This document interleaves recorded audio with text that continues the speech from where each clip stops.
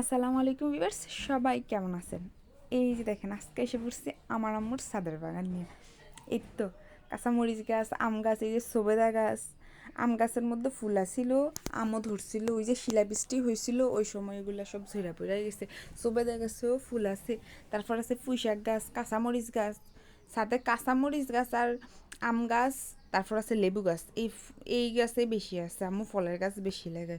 এখানে আছে আতা গাছ, এই যে আমরা গাছ দেখেন মাশাল্লাহ চারিদিক দিয়ে আমরা আর আমরা, এগুলো সারা বছরই থাকে আমরা।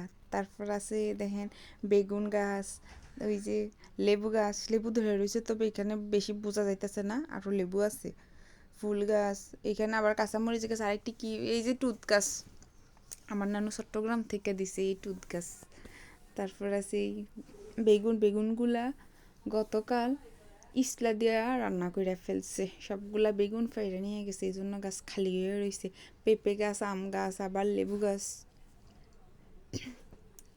এই লেবু আম্মু কইব যে কষ্ট করে গাছ লাগামো, যাতে খাইতে পারি এরকম গাছ লাগামো।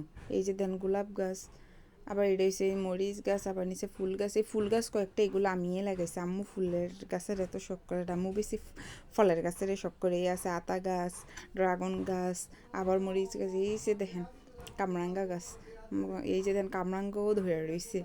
মার্শাল্লাহ, কামরাঙ্গে এত পরিমাণ মিষ্টি, যত মিষ্টি কই কম হইব, অনেক মিষ্টি।